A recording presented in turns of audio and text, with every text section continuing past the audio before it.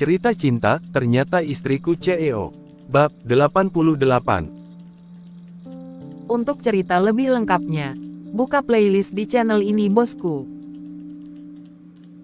Setelah mendengar pertanyaan Yuda, Aldi terdiam. Tatapan matanya kosong, wajahnya tampak berat. Viola yang berdiri di sampingnya mencuri pandang, tahu betul bahwa ini akan menjadi percakapan yang sulit. Kita masuk dulu ya, Yud, Aldi akhirnya berkata pelan, tanpa menatap Yuda. Yuda mengernyit, sedikit bingung dengan ekspresi Aldi. Namun, ia menurut dan mengikuti Aldi yang langsung berjalan ke dalam rumah. Viola ikut masuk, dengan langkah hati-hati, khawatir dengan apa yang akan terjadi. Aldi berhenti di ruang tamu, berdiri di dekat jendela. Ia menatap keluar, punggungnya tampak kaku. Viola langsung duduk di kursi, membiarkan suaminya berbicara. Yuda, suara Aldi pecah di tengah keheningan. Sebelum kamu terus berharap soal bulan, ada sesuatu yang harus aku kasih tahu. Yuda yang awalnya masih tenang, kini pria itu mulai gelisah. Kenapa, Di? Ada apa? Kok kamu tegang gitu kayaknya? Aldi memejamkan mata, menggenggam jendela dengan tangan gemetar. Ia menarik napas panjang, mencoba meredakan beban yang menggantung di dadanya. Begini, Yud, akhirnya Aldi berbalik menatap sahabatnya itu. Tatapannya dingin, tapi penuh rasa terluka. Bulan, dia lagi hamil.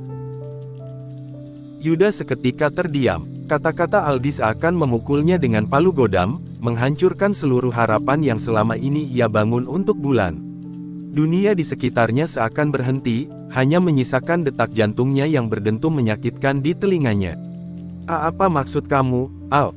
Bibir Yuda bergetar. Aldi menghela napas dengan berat. Aldi tahu ini sulit bagi Yuda. Tapi Aldi tidak ingin membiarkan sahabatnya terjebak dalam penyesalan nantinya. Iya, Yuda, maaf kalau aku nyakitin kamu, tapi kamu harus tahu kebenarannya.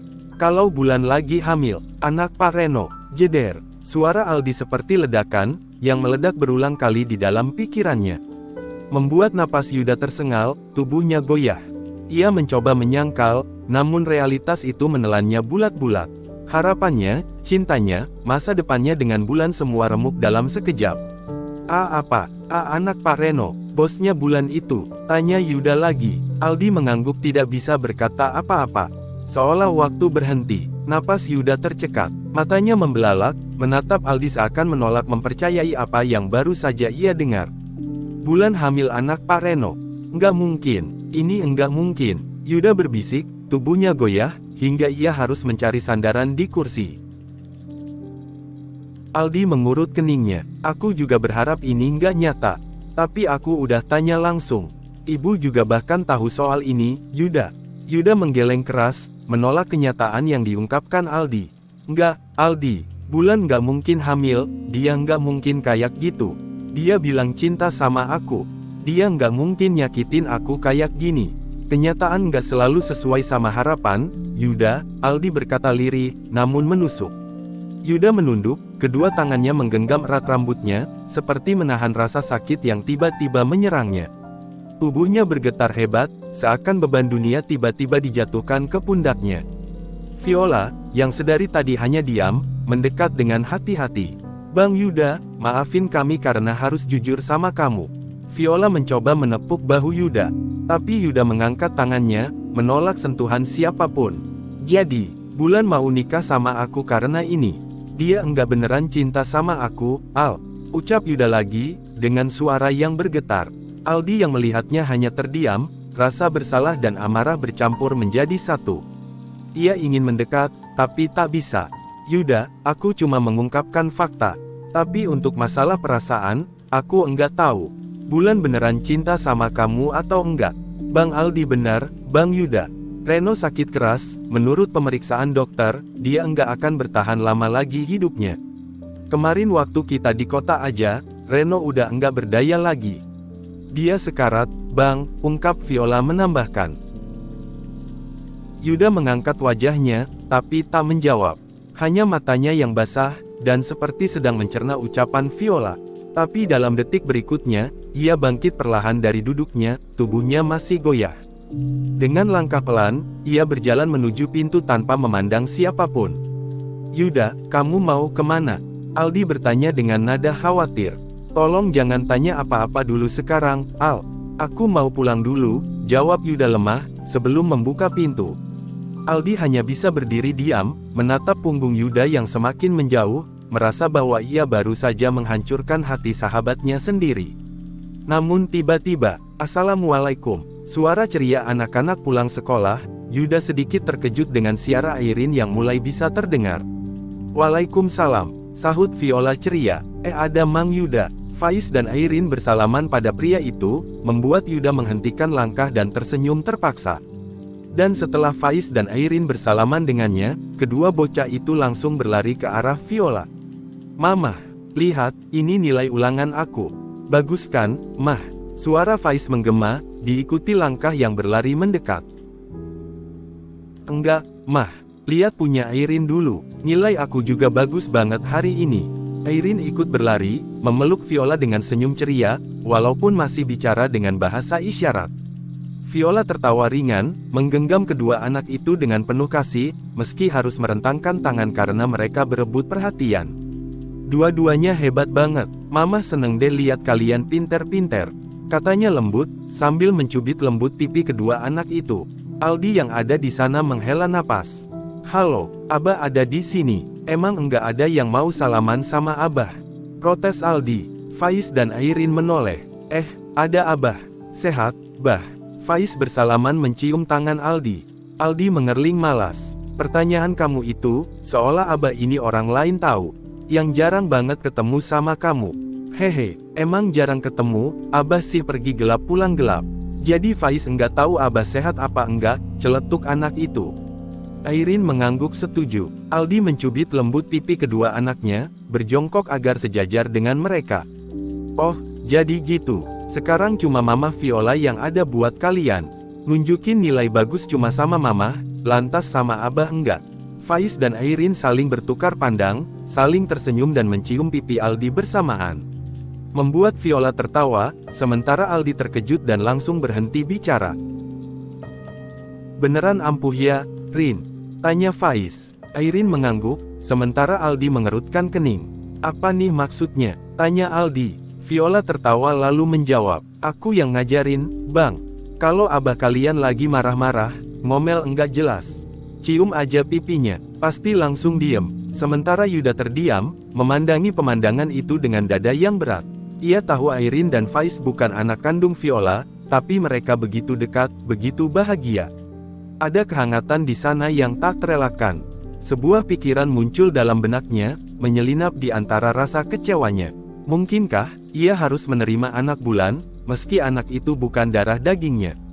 Apa bisa ia menemukan kebahagiaan seperti Viola?